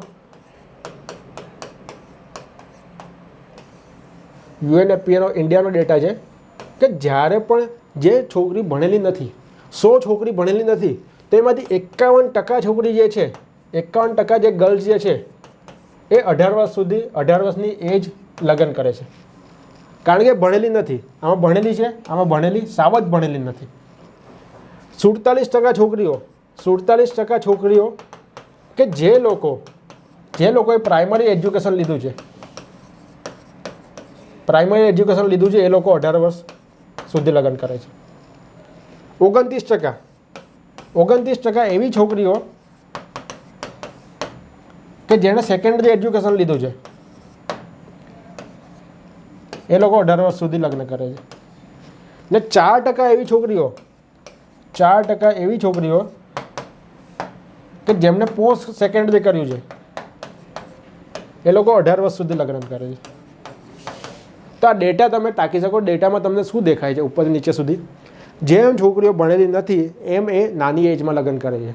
પોસ્ટ સેકન્ડરી છે તેમાં ખાલી 100માંથી 4 છોકરીઓ લગ્ન કરે છે 18 વર્ષ સુધીમાં. ને જ્યારે જે પણ એજ્યુકેશન નથી લીધું તેમાંથી 50% અડધી છોકરીઓ શું કરે છે? લગ્ન કરે છે 18 વર્ષમાં. તો તમારે મેઇન કી શું છે આને સુધારવા માટે? મેઇન કી છે તમારું એજ્યુકેશન, નહીં કે તમે ઉપરથી લાગુ પાડો. જો તમે એજ્યુકેશન આપશો તો આપમેળે બધું થઈ જશે. એક બીજો પણ ડેટા છે International Centre for Research on Women. આમનો ડેટા છે કે જે પણ ભણેલી છોકરી છે, જે પણ ભણેલી છોકરી નથી એના કરતાં જે ભણેલી છોકરી છે એ 3.4 ટાઈમ લગ્ન વહેલા કરે છે. જે પણ નથી ભણેલી છોકરી એ પહેલાંના કમ્પેરમાં જે ભણેલી છોકરી છે એ 3.4 ટાઈમ લગ્ન પહેલાં કરે છે. તો આ બધા ડેટાને લઈને આપણે એક એનાલિસિસ બનાવી શકીએ કે જ્યારે પણ એજ્યુકેશન મળશે છોકરીઓને ત્યારે એ ઓટોમેટિક એની એજ જે છે, એની લગ્નની એજ જે છે ઓટોમેટિક એ લોકો પોતે જ વધારી દેશે. 2019માં આપણી મેઇન એજ 22.1 આવી તો આપણે ગર્વની લાગણી અનુભવવી જોઈએ, કારણ કે 22.1 બહુ સારો ડેટા કહેવાય. તો આ બધા ડેટા ઉપરથી આપણે કહી શકીએ કે ઉપરથી પ્રેશર કરીને આપણે નાખવાની જરૂર નથી, એ ઓટોમેટિક થશે. ચલો, બરાબર. તો આ બધા ડેટાને લીધે શું કે શિક્ષણ એ સમસ્યાનો હલ છે. તો શિક્ષણ આપણે આપવું જોઈએ. શિક્ષણ વધારશું તો ઓટોમેટિક એ બધું થશે. આપણે હમણાં કોઈ પણ સમાજમાં બીજી બધી મુશ્કેલીઓ ઊભી કરવાની જરૂર છે જ નહીં. ચાલો આગળ જઈએ આપણે. બીજી વસ્તુ કે 21 વર્ષનો અધિનિયમ લઈ આવશું આપણે. તો એક ડેટા પ્રમાણે 18 વર્ષથી 21 વર્ષ સુધીનો આ NFHનો ડેટા છે, નેશનલ ફેમિલી હેલ્થ સર્વે ફોર, કે 18 વર્ષથી ભારતમાં 18 વર્ષથી 21 વર્ષની વય મર્યાદા જે છે એમાં ટોટલ 56% જેટલી મહિલાઓ જે છે એમણે 18 વર્ષથી 21 વર્ષમાં લગ્ન કર્યા, કે જેમની હમણાં એજ રેન્જ કઈ છે 20 વર્ષથી 24 વર્ષ. હમણાં જેમની રેન્જ 20 વર્ષથી 24 વર્ષ છે એમણે 18 વર્ષથી 21 વર્ષ સુધીમાં લગ્ન કર્યા છે. તો કાલે ઉઠીને જે કાયદો બનાવશે તો આ જે પણ 56% મહિલાઓ છે એમના બધા મેરેજ કેવા થઈ જશે? ઇલીગલ થઈ જશે. કે એમના જે પણ લગ્ન કર્યા છે બધા ઇલીગલ થઈ જશે. પણ એ પણ જોવા જેવું છે કે ઇલીગલ એ રીતે નહીં થશે, કારણ કે આપણે આર્ટિકલ 20માં શું કીધું છે? આર્ટિકલ 20માં શું કીધું છે કે આપણે જ્યાં સુધી નિયમ આજે બનાવશું પોસ્ટ ફેક્ટો ઇફેક્ટ, બરાબર, એક્સ પોસ્ટ ફેક્ટો ઇફેક્ટ, કે જ્યારે પણ આપણે નિયમ આજે બનાવશું તો એ આજથી જ લાગુ પડશે. પાસમાં કોઈ કાર્ય એનું કર્યું હશે તો એના પર સજા નહીં થાય. તો આમને સજા તો નહીં થશે, આમને કોઈ પણ સજા નહીં થશે, પણ એમના મનમાં તો આવશે ને. ધારો કે 100માંથી 56 છોકરી છે તો 56 છોકરીઓમાંથી 5 છોકરીઓના મનમાં તો આવશે ને કે અમે આ ખોટું કામ કર્યું. ને એમના મનમાં આવશે તો એમનો જે સંસાર જે છે એ સંસાર સારો ચાલતો હશે તો ખરાબ બી થઈ શકે છે. તો એના કારણે આપણે શું કરવું જોઈએ? એ જે 18 વર્ષની એજ છે એને 21 વર્ષની ન કરવી જોઈએ, બરાબર. ચાલો, તો આ ઇલીગલ બની જશે તો એના કારણે ના કરવું જોઈએ. બીજી વસ્તુ કે આ ઇલીગલ આપણે તમે આને કાઉન્ટર કરશો તો એ પણ થઈ શકે કે આ કાયદો હમણાંથી લાગુ નહીં પડે, કદાચ હમણાં સાઇન કરી રાષ્ટ્રપતિએ તો લાગુ ક્યારથી થશે? 2025થી. તો બિલમાં જ લખ્યું છે કે અમે 2 વર્ષ પછી લાગુ પડશું, તો એટલો સમય મળી જશે મહિલાને. પણ એક રીતે બિલ પાસ થશે તો એના મનમાં તો આવશે ને કે અમે જે મેરેજ કર્યા છે મેરેજ અમે ઇલીગલ કર્યા છે. તો એ બધી સમસ્યાને કારણે આપણે હમણાં વધારવી ના જોઈએ સમસ્યાઓને, ને આપણે હમણાં એજ ના વધારવી જોઈએ. ચલો નેક્સ્ટ આપણે જોઈએ. નેક્સ્ટ આપણે શું છે વિરુદ્ધમાં, કે જેમ મેં તમને કહ્યું કે ગ્રાઉન્ડ લેવલની સમસ્યા જે છે, ગ્રાઉન્ડ લેવલની સમસ્યા જે છે 23.3% મહિલાઓ જે છે એ હજી પણ લગ્ન કરે છે 18 વર્ષથી ઓછી વયે. તો ગ્રાઉન્ડ લેવલની સમસ્યાને સોલ્વ કરો. શું કામ પહેલાં આ સમસ્યા સોલ્વ નથી કરતા? તમે એજને વધારો છો. હવે તમે એજને વધારશો મિનિંગ કે 21 તમારે લીગલ થઈ જશે, તો આ આંકડો જે ઇલીગલનો આંકડો જે છે એ કદાચ ડબલ પણ થઈ જશે, 46, 50, 55 એટલો પણ થઈ જશે. તો પહેલાં જે 23% આંકડા જે છે એને પહેલાં 10%થી નીચે લઈ આવો ને પછી તમે અધિનિયમ લઈ આવો તો વાત બરાબર છે. ગ્રાઉન્ડ લેવલ પર કરો. ઉપરથી અધિનિયમ બનાવવામાંથી શું છે? દર વખતે તમે અધિનિયમ બનાવશો નીચે લાગુ થોડો પડશે. તમે પહેલાં ગ્રાઉન્ડ લેવલ પર લાગુ કરાવો. પહેલાં લાગુ કરાવશો તો જ આપણે પોઝિટિવ ઇમ્પેક્ટ પડશે, એના સિવાય પોઝિટિવ ઇમ્પેક્ટ નહીં પડે, બરાબર. ચાલો નેક્સ્ટ વસ્તુ કે જ્યારે પણ તમે 18 વર્ષથી 21 વર્ષ કરો છો, 18 વર્ષથી 21 વર્ષ કરો છો, મિનિંગ શું થયો કે જો આ 3 વર્ષના ગાળામાં મહિલાઓને કોઈ લગ્ન કરવા હશે તે લગ્ન કરી શકશે? એ લગ્ન નહીં કરી શકે. ધારો કે આપણે માનીએ કે 18 વર્ષની છોકરી છે ને 18 વર્ષની છોકરીને એમને એવું લાગે છે કે મને કોઈ એક છોકરો ગમે છે અને બહુ સારા રિલેશન છે ને ઘરેથી એક્સેપ્ટ નથી કરતા ને ભાગીને લગ્ન કરે છે, તો હમણાં એક્સેપ્ટેબલ છે. હમણાં તમે કોર્ટમાં જશો તો કોર્ટમાં તમને લગ્નનું પ્રમાણપત્ર મળી જશે. પરંતુ જ્યારે તમે 18 વર્ષથી 21 વર્ષ કરો છો ત્યારે એને કોર્ટનું પ્રમાણપત્ર નહીં મળશે. મીન્સ કે ઇલીગલ મેરેજ થઈ જશે. તો ફેમિલી સપોર્ટ નહીં કરે તો એ મેરેજ થશે જ નહીં. મીન્સ કે મહિલાઓના જે પોતાના હક છે, પોતાના હક છીનવાઈ જશે. એ પોતાના હક જે મહિલાઓના અધિકાર રહેલા એ છીનવાઈ જશે. પોતાના મનથી મેરેજ નહીં કરી શકે, ફેમિલીના પ્રેશરથી પછી મેરેજ કરવા પડશે. સમજ પડે છે? તો એને કારણે આપણે શું કરવું જોઈએ કે મહિલાઓના અધિકારો જે છે એને આપવા માટે એને જોખમમાં ના મુકાય. એને કારણે આપણે મહિલાઓની એજ જે 18 વર્ષ છે હમણાં એ સ્ટેટસ કો રાખવી જોઈએ, હમણાં વધારવી ન જોઈએ. બરાબર. નેક્સ્ટ મુદ્દો, સંમતિની ઉંમર અને બનાવટી કેસો અંગેનો વિવાદ. હવે આ જે મુદ્દો છે એ પણ ઘણો પેચીદો છે અને ઘણો લીગલ મુદ્દો છે. આઈપીસી સેક્શન 375 બળાત્કાર માટે કીધું છે. હવે એમાં ઘણી બધી ડેફિનેશન આપી છે કે કોને બળાત્કાર કહેશું ને કોને બળાત્કાર ન કહેશું. એમાં 6 ડેફિનેશન અલગ અલગ આપી છે. એમાંથી એક વસ્તુ કીધી છે કે જ્યારે પણ એ જો કન્સેન્ટ હશે, સંમતિની ઉંમર જે હશે, સંમતિની ઉંમર જે હશે એનાથી ઓછી ઉંમર હશે ને ઓછી ઉંમરમાં બંનેને કન્સેન્ટ હશે, બંનેની સંમતિ હશે ને પછી શારીરિક સંબંધ બાંધશે તો પણ એને બળાત્કાર કહેવાશે. હવે આ સંમતિની ઉંમર કેટલી છે? સૌથી પહેલાં 16 વર્ષ હતી, પણ એને આગળ જઈને 18 વર્ષ કરી. 2013માં 18 વર્ષ કરી. હવે આ મુદ્દો એવો છે કે 18 વર્ષ એજ કરી આપણે કદાચ લગ્નની વય વધારીને 21 વર્ષ કરશું, 21 વર્ષ લગ્નની વય કરશું. એનો મિનિંગ શું કે આ આગળ જઈને જે સંબંધીની એજ જે છે એ પણ કેટલા વર્ષ થશે? 21 વર્ષની એજ થઈ જશે. હવે જ્યારે પણ 21 વર્ષની એજ થશે ત્યારે શું થશે કે જ્યારે 18 વર્ષથી 21 વર્ષ વચ્ચે, જ્યારે પણ 18 વર્ષથી 21 વર્ષ વચ્ચેની જે મહિલાઓ જે હશે એ પોતાના સંબંધીથી કોઈ પુરુષ સાથે શારીરિક સંબંધ બાંધશે ને તો પણ ફેક કેસીસ એના ઉપર લાગુ પડશે. જેમ કે હમણાં શું થાય છે કે કોઈ 17 વર્ષની છોકરી છે ને એ પોતાના સંબંધીથી શારીરિક સંબંધ બાંધે છે કોઈ પુરુષ સાથે. હવે એ વસ્તુ ફેમિલીને ખબર પડી જાય છે ને ફેમિલીને ખબર જ છે કે આ 17 વર્ષની છે, એને કારણે એમને સેક્શન 375ના અંદરમાં બલાત્કારનો કેસ લગાડી શકાય છે. હવે જે પુરુષ હતા ને એમણે તો સંમતિ લીધી છે આમની, છતાં પણ શું કરશે, જે ફેમિલી જે છે, ફેમિલી પુરુષ ઉપર શું કરશે, ફેક કેસીસ લગાડે કે આમણે શું કર્યું છે, મારી જે ડોટર જે છે એમના પર રેપ કેસીસ કર્યા છે, એમના પર બલાત્કાર કર્યો છે. ને એને કારણે જે પુરુષ જે હશે એ ભલે એ નિર્દોષ હશે છતાં પણ એને સજા થશે. તો આવો કિસ્સો બન્યો છે મદ્રાસ હાઈકોર્ટમાં. મદ્રાસ હાઈકોર્ટમાં સેમ કિસ્સો બન્યો હતો કે જે 17 વર્ષની છોકરી હતી એમની સાથે શારીરિક સંબંધ બાંધ્યો હતો એક પુરુષે ને બંનેની સંબંધીથી બાંધ્યો હતો ને એ કેસ ગયો હાઈકોર્ટમાં ને એના અંડરમાં 375ના અંડરમાં શું થયું, એમાં પર રેપ ચાર્જીસ લાગ્યા.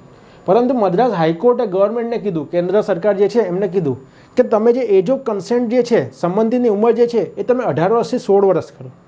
હવે હાઈકોર્ટે હાલમાં જ કીધું છે કે તમે 18થી 16 વર્ષ કરો ને આપણે આગળ જઈને 18 વર્ષથી 21 વર્ષ કરીશું તો આ જે ફેક કેસીસ જે છે એ ફેક કેસીસ શું થઈ જશે, વધી જશે. ફેક કેસીસ વધી જશે એટલે બલાત્કારી જે છે, બલાત્કારી સમાજમાં વધી જશે. ભલે એણે બલાત્કાર ના કર્યો હોય છતાં પણ એના પર બલાત્કારનો આરોપ લાગશે. કારણ કે સેક્શન 375માં લખ્યું છે કે એજ ઓફ કન્સેન્ટથી નીચે બંનેની સંમતિ દ્વારા પણ શારીરિક સંબંધ બાંધશે ને તો પણ એને બલાત્કાર જ કહેવાશે. એને કારણે ફેમિલી ફેક કેસીસ બનાવી શકે છે ને જમીની લેવલ ઉપર આવું થાય છે. ઘણા બધા કેસીસમાં, આ તો મદ્રાસ હાઈકોર્ટનો એક કેસીસ આપણી સામે આવ્યો, પણ ઘણા બધા કેસીસમાં ભલે નિર્દોષ હોય છે પુરુષ છતાં પણ એને સજા મળે છે. તો એને કારણે આપણા સમાજમાં બલાત્કારીઓની સંખ્યા વધી જશે. ભલે બલાત્કારી ના હોય તો પણ વધી જશે સંખ્યા. તો આ મુદ્દાને લઈને કે ભાઈ ફેક કેસીસ અને સંબંધિતની ઉંમરની જે મુદ્દો જે છે એને કારણે આપણે એજ જે છે એજ વધારી ન જોઈએ. બીજી વસ્તુ કે ભારતનું ન્યાયાલયનું વલણ જોઈએ. આપણે અલગ અલગ કેસ ન્યાયાલયનું વલણ જોઈએ. તમને અંદરથી તમારી આત્મા હલી જશે કે ન્યાયાલય શું બોલે છે. તમે આપણે ન્યાયાલયને આપણે ભગવાન માનીએ છીએ ને, ન્યાયાલયના ઘણા બધા કેસીસ જોઈએ કે તમને એવું થશે કે ન્યાયાલય શું કહે છે, આ જજીસ શું કહે છે, જજીસ છે કે ભણ્યા વગરનો માણસ છે. તો સૌથી પહેલો કેસ છે મોહિન્દર અમરનાથ કેસ. મોહિન્દર સિંહ કેસ 1999. હવે મોહિન્દર સિંહ જે હતા એમણે પોતાની જે ડોટર હતી એના ડોટર ઉપર બલાત્કાર કર્યો હતો ને ડોટર ઉપર બલાત્કાર કર્યો પછી એક કેસીસ ક્યાં ગયો, એ કેસ ક્યાં ગયો હતો? હાઈકોર્ટમાં. ને હાઈકોર્ટમાં કેસ ગયો એટલે હાઈકોર્ટે કીધું કે આ રેરેસ ઓફ રેર કેસ છે ને રેરેસ ઓફ રેર કેસ છે એટલે એને શું થશે? ડેથ પેનલ્ટી મળશે. એને શું મળશે? ડેથ પેનલ્ટી મળશે. હવે હાઈકોર્ટમાં એને ડેથ પેનલ્ટી મળી ગઈ. પછી એક કેસ પડકારવામાં આવ્યો સુપ્રીમ કોર્ટમાં. એ સુપ્રીમ કોર્ટમાં કીધું કે આ જે પણ કેસ છે એમણે ડોટરને રેપ કેસ કર્યો છે એ રેરેસ ઓફ રેર કેસ નથી, આવી બાબતો રેરેસ ઓફ રેર નથી એવું કીધું. ને એના પછી એમને શું કર્યું? લાઈફ ઇમ્પ્રિઝનમેન્ટની સજા આપી. હવે આ જ માણસને 2010-11માં પેરોલ ઉપર છોડવામાં આવ્યો. ને જ્યારે પણ પેરોલ ઉપર છોડ્યો ને ત્યારે એની જે પત્ની હતી ને, પત્નીની હત્યા કરી દીધી. આ સેમ માણસ પાછો કેસ ગયો સુપ્રીમ કોર્ટમાં. સુપ્રીમ કોર્ટે શું કીધું કે આ રેરેસ ઓફ રેર કેસ નથી. હજી પણ ના પાડે છે સુપ્રીમ કોર્ટ. એમની ડોટરનું બલાત્કાર કર્યું, એમના પત્નીને મારી નાખ્યા, છતાં પણ ના પાડે છે કે રેરેસ ઓફ રેર આ કેસ નથી. કેમ નથી? એમણે શું રીઝન આપ્યું કે આ માણસ જે છે આ માણસ ફેમિલી માટે ખતરો છે, પણ સમાજ માટે ખતરો નથી. એ માણસ કે જેમણે એની ડોટરનો બલાત્કાર કર્યું, એની પત્નીને મારી નાખ્યા, એ સમાજ માટે ખતરો નથી, ફેમિલી માટે ખતરો છે. તમે જુઓ ન્યાયાલયનું વલણ કેવું છે આ કેસમાં. ને એમાં એક જસ્ટિસ હતા, એમણે કેસનું જજમેન્ટ આપ્યું 2013 જાન્યુઆરીમાં.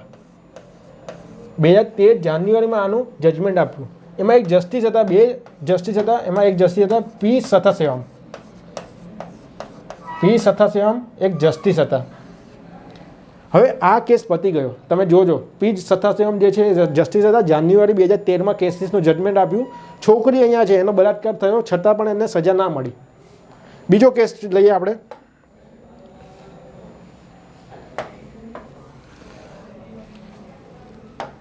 બીજો કેસ 2013નો છે, સુંદરરાજન કેસ.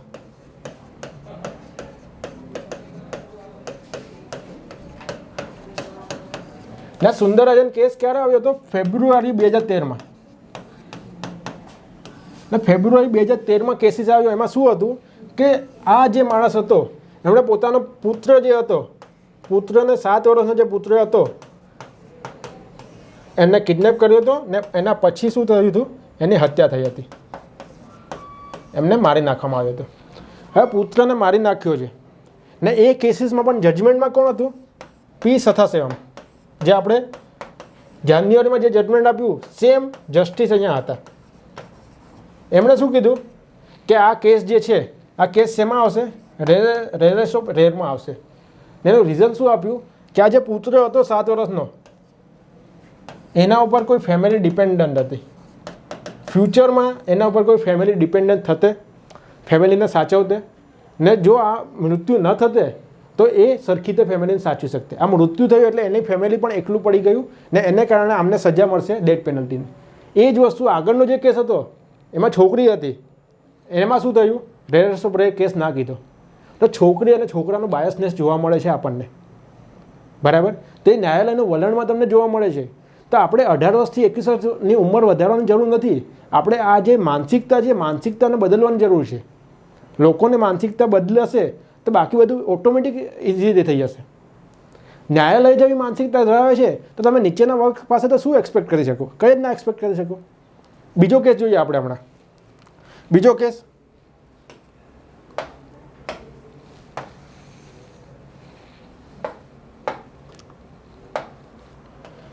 કેસમાં જસ્ટિસ હતા પીવી ગનેરીવાલા.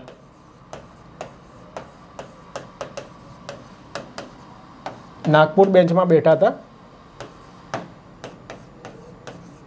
અને એની પાસે એક કેસ આવ્યો.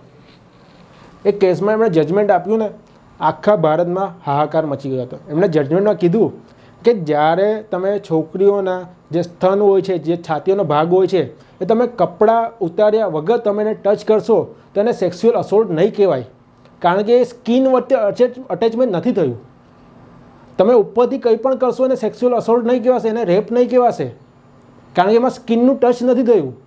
જસ્ટિસ એવું બોલે છે, જસ્ટિસ પોતે એવું બોલે છે કે આને રેપ કેસ નહીં કહેવાય. હવે તમે એની માનસિકતા જુઓ. હવે આમાં તમે 18 વર્ષથી 22 વર્ષ કરો, 25 વર્ષ કરો તો શું ફરક પડશે? પીવી ગનેરીવાળાનું નામ પછી સુપ્રીમ કોર્ટમાં પણ રિકમેન્ડ થયું હતું, પણ આ કેસને લીધે પછી એમને આગળ ના કરવામાં આવ્યા. આપણું સારું કહેવાય, આપણે ભારત માટે સારું કહેવાય કે સુપ્રીમ કોર્ટમાં નથી, પણ આવા કેસીસના જજમેન્ટ આપે છે. નેક્સ્ટ તમે બનવારી કેસીસ તમે સાંભળ્યો હશે, બનવારી દેવીનો કેસીસ.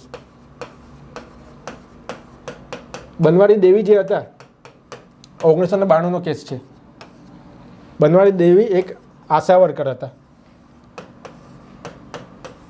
આશા વર્કર એટલે શું કે જે કોઈ પણ ગવર્મેન્ટ લો બનાવે છે, રાજસ્થાનની કહાની છે, કોઈ પણ ગવર્મેન્ટ લો બનાવે છે તો એને ઇમ્પ્લિમેન્ટેશન કરવાનું જમીની લેવલે કામ કરે છે. તો એ એક રાજસ્થાનનો એક પવિત્ર દિવસ મનાય છે કે જ્યારે લાખો લોકો લગ્ન કરે છે. તો એ પવિત્ર દિવસે એક 7 વર્ષના 6 વર્ષના છોકરાના લગ્ન થતા હતા ને એને રોકવા માટે બનવારી દેવી જે છે એ ત્યાં ગયા હતા. ને બનવારી દેવી જે છે એ લોઅર કાસ્ટના હતા ને ત્યાંના જે લગ્ન થતા હતા એ હાયર કાસ્ટના થતા હતા. તો હાયર કાસ્ટના લગ્નને અટકાવવા માટે ગયા તો એમણે શું કર્યું, બનવારી દેવીને એક રૂમમાં ગોંધી રાખ્યા ને લગ્ન પત્યા પછી 5 લોકોએ 2 દિવસ સુધી એના પર રેપ કર્યું. 5 લોકોએ 2 દિવસ સુધી એના પર રેપ કર્યું. હવે આ વસ્તુ જે છે 1992ની ઘટના જે છે એ 1992ની ઘટના પછી બહાર આવી જ નહીં, પણ રાજસ્થાન પત્રિકા જે હતું એમણે આ ઘટનાને બહાર લાવી, છાપ્યું અને પછી એ મેટર જે છે એ હાઈકોર્ટમાં ગયા. ને હાઈકોર્ટમાં મેટર ગયું ને તેમણે શું કીધું, જે પણ 5 લોકો જે છે એ 5 લોકોએ આવું કોઈ કૃત્ય કર્યું હોય એવું અમને લાગતું નથી. કૃત્ય કર્યું હોય એવું લાગતું નથી અમને. એવું કોણે કીધું? હાઈકોર્ટના જજે કીધું. એના 2 રીઝન આપ્યા. શું 2 રીઝનમાં કીધું કે પહેલી વસ્તુ કે જે પણ કૃત્ય થયું હતું ને એમના હસબન્ડની સામે થયું હતું, એમને હસબન્ડને બાંધ્યો હતો ને પછી એના પર રેપ કરવામાં આવ્યો હતો.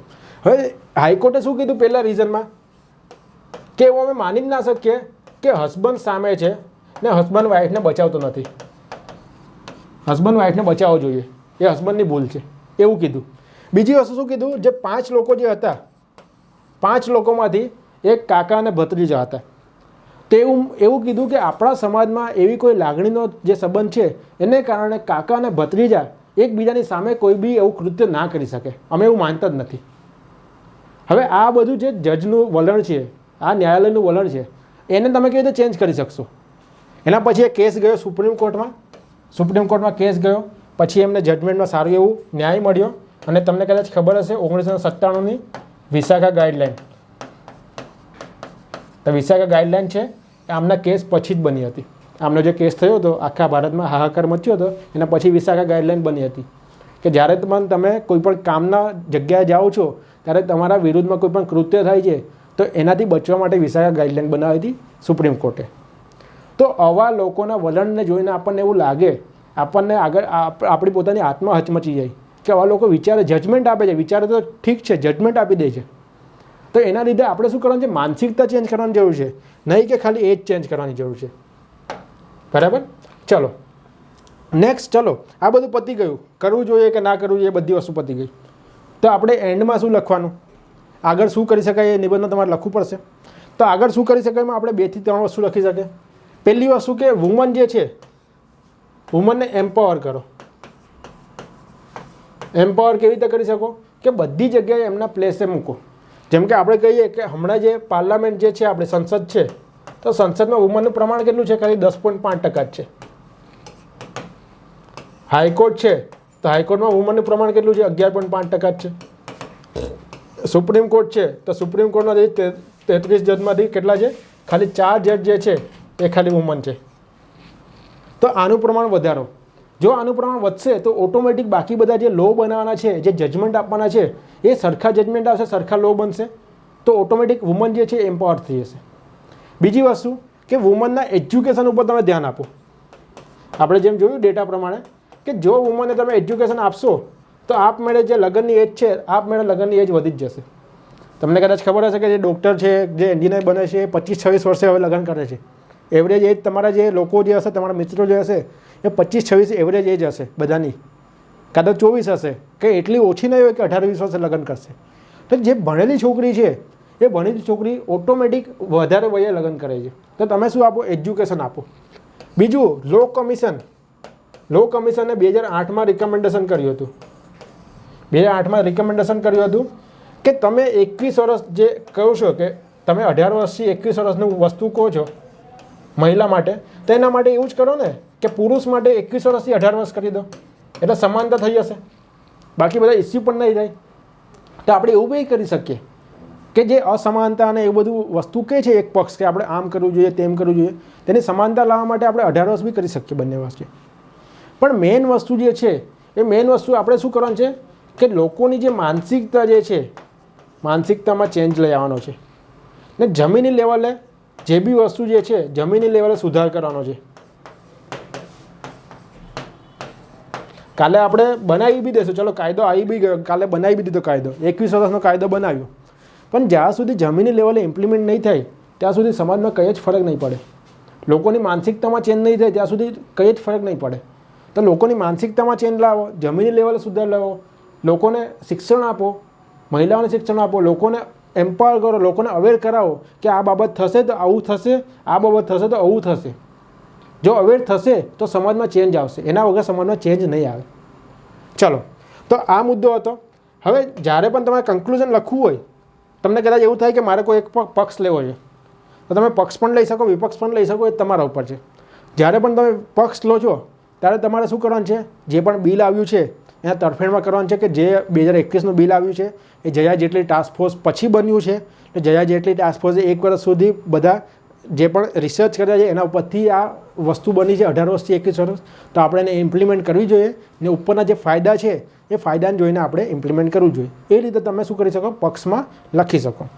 કદાચ તમે વિપક્ષમાં લખો છો તો વિપક્ષમાં તમે એવું લખી શકો કે એજ વધારવાથી, એજ વધારવી, 18 વર્ષથી 21 વર્ષની એજ કરવી લગ્ન માટે મહિલાઓની, એ રામબાણ ઇલાજ નથી. તો પહેલાં આપણે જમીની લેવલ પર બાકી બધું કરીએ, અને એ જે દવા જે છે એ દવા એના રોગ કરતાં મોટી નથી, એ દવાને લીધે રોગ એનો નહીં મટે. તો આપણે જમીની લેવલ પર કરીએ ને બાકી બધું જે આપણે વસ્તુ કીધી એ વધારે ઇમ્પ્લિમેન્ટ કરીએ, ને જે એના ગેરફાયદા જે છે એ વધારે છે, જેને કારણે આપણે શું કરવું જોઈએ કે હમણાં એજ વધારવી ન જોઈએ, પણ પછી આગળ જ્યારે પણ આપણને એવું લાગે કે સમાજ પુખ્ત થઈ ગયો છે, હવે એજ વધારવા માટે સમાજની બાકી બધી સમસ્યા છે એ પતી ગઈ છે, ત્યારે આપણે એજ વધારવી જોઈએ. તો આ રીતે તમે પક્ષમાં પણ લખી શકો છો, વિપક્ષમાં પણ લખી શકો છો. મારો પોતાનો અંગત અભિપ્રાય એવો છે કે જમીની લેવલે બાકી બધું સરખું કરો, બાકી બધું ઓટોમેટિક સરખું થઈ જશે. ઉપર લેવલે ધીમે ધીમે આવશે તો ઓટોમેટિક બધું સરખું થઈ જશે. કારણ કે જ્યારે પણ તમે સમાજ ઉપર રેસ્ટ્રિક્શન લગાડશો ને તો સમાજ એ રેસ્ટ્રિક્શનથી ભાગવાની કોશિશ વધારે કરશે. તો તમે શું કરો? સમાજને પંપાડીને એને સરખો કરો, નહીં કે તમે એને મારીને સરખો કરો. બરાબર? તો આખો મુદ્દો જે છે, આખો મુદ્દો આપણે ડિટેલમાં જોયો કે એમની એજ વધારવી જોઈએ કે ના વધારવી જોઈએ. આખો મુદ્દો તમને બહુ સારો સમજ પડ્યો હશે એવી હું આશા રાખું છું. ને ઘણા બધા દિવસોના આપણે રિસર્ચ કરીને પછી આ મુદ્દો હું તમારી પાસે લાવ્યો છું. તો તમારા મિત્રોમાં પણ આ મુદ્દો જે છે એ શેર કરો, અને આ જે આખો મુદ્દો જે છે એ કેવી રીતે બનાવ્યો એની કમેન્ટ બોક્સમાં તમે કમેન્ટ કરજો, અને આ વિડીયોને લાઇક પણ કરજો. આપણે પાછા મળીશું નવા મુદ્દા સાથે. ધન્યવાદ. જય હિન્દ, જય ભારત.